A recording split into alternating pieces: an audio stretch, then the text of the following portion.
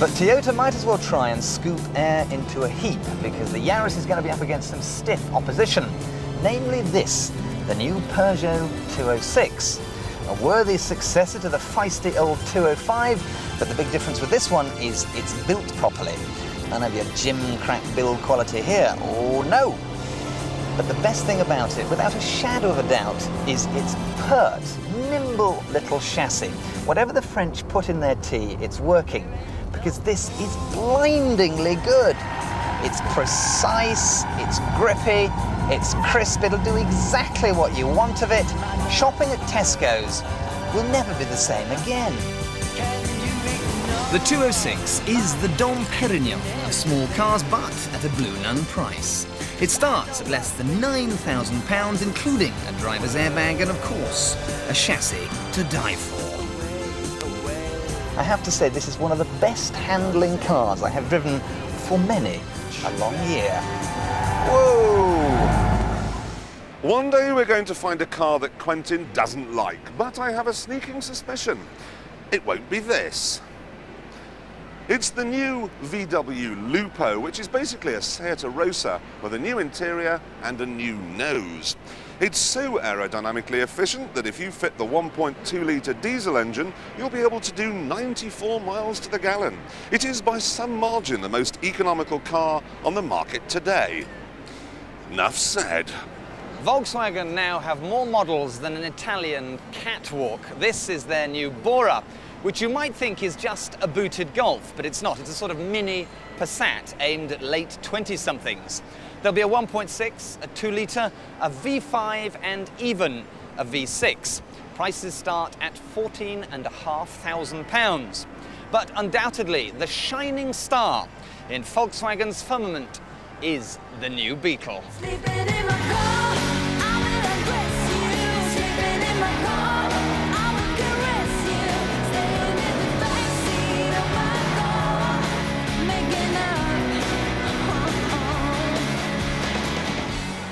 What's that all about then? You see, all I think they've done is taken the shape of a crap old car and put it on a modern hatchback chassis. So what I'm getting really excited about is coming in 2002, the all-new Allegro. Completely out of control, terrible handling. Or in 2003, the all-new Capri. Watch out, mate. Oh, do what? And the Beetle isn't the only familiar name being reborn here at the show. In the 1950s, Maserati were the pride of Italian racing, winning race after race with their Birdcage and 250F. In the 1960s and 70s, their road cars were sleek and glamorous, built for blasting across continents in a day. And then, in the 80s, Maserati lost the plot, turning out the boxy and unappealing bi-turbo.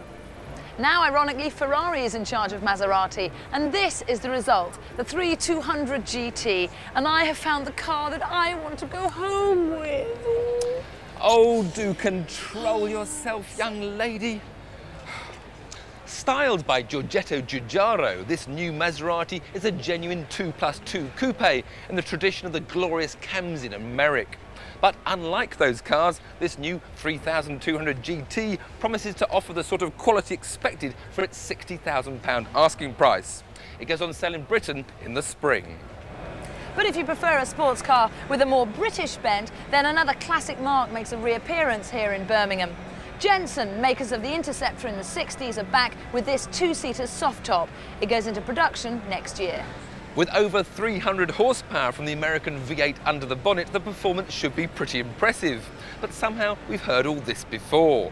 The path to success is littered with the corpses of other attempts to recreate the muscly British roadster. Mind you, at just under £40,000, the price is about right.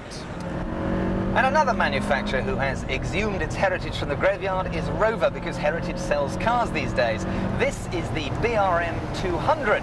Now, this is a special edition. Only 1,100 are going to be made, and it will cost £18,000, which is just £1,750 more than the standard model. My associate, Mr. Tiff Nadell, will demonstrate its handling capabilities, which on the surface of it seem to be very good. They've lowered the suspension by 20mm, put in a close ratio gearbox, torsion diff, there's a wall. The interior is very unique because it's leather, red Don't worry leather. about the interior, it's the handling that counts, Gwen, it's the handling. Sister Dolly said I should never really do this sort of thing. So as you can see, it does handle very neatly and precisely, but one has to wonder whether it is just a cynical marketing exercise to sell more 200s. I want to get out. I really do. I just want to get out. I want to get home now. No, no!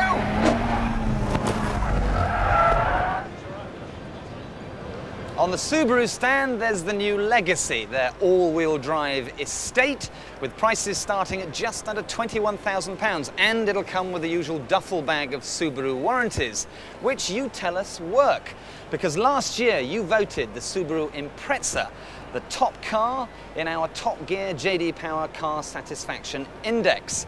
Well, this year we need your help again. This year we're after information on P-Reg cars. So if you drive a P-Reg motor, ring us on free phone 0800 99 1111. That's 0800 99 1111, and we'll send you a questionnaire. So do try to take part, because it's the one survey that the motor industry takes very, very seriously indeed, and it'll help us get better cars, better reliability and better service. So it really does matter. Dial that number, please. And here's some more shiny new metal that you can see at the NEC this week. It's goodbye, Nicole. Hello, Alain. This is the chunky new Clio Sport, which is going to go on sale next year for around about £30,000. All 250 brake horsepower offer. There's the new improved Porsche Carrera, the Carrera 4, which not only adds four-wheel drive, but also driver aids so good they've been specifically banned in Grand Prix racing.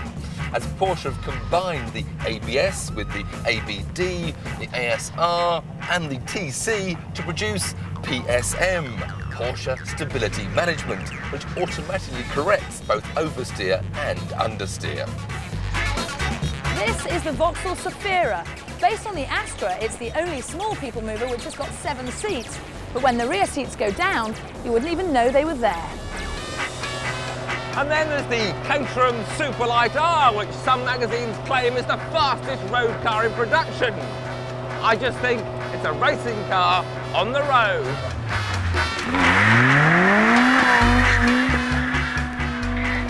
Right, just time for one more car. The best looking car in the show, no arguments. The Jaguar XK180. So called because it will do 180 miles an hour. It's basically a shortened XKR with an all-new, all-aluminium body that's propelled along by a supercharged V8 engine that develops 450 horsepower. Now, Jaguar say they have no plans to build it, and even if they did, they have no idea how much it would cost. They also said they wouldn't be bringing it to the motor show here in Marston Green, and they haven't. I have had to build my own stand just so we could show it off, and every day Tiff, Quentin and I are going to be here, staring at it, dribbling. It is a great show, but unfortunately if you decide to make the trek to Birmingham, you'll find that all the best cars are behind barriers on closed stands, which are protected by ex-SAS men. Don't worry though. As a way of thanking you for giving up your Sunday afternoon to watch this programme, we've compiled the Top Gear Guide, which will help you get past the security. 5 tips for every motor show visitor. Number 1, the long run-up. Number 2, the big lie. Hello, I'm Tom Cruise, and this is my wife, Nicole Kidman. Number 3, the distraction. BMW's in it! Look, don't push me. Don't push me. Number 4, the guilt trip. Hello, I've come to see my car. I'm a taxpayer. The government paid you £80 million, so I've come to see my wing mirror and wheel nuts. I'm sorry, sir. We have a queuing system here, as you can see, and everybody is queuing to see the cars. Yes, but I am a taxpayer. Some of that car is mine. I demand to see it now. Okay. Thank you so much. You're welcome. And finally, it is very, very important to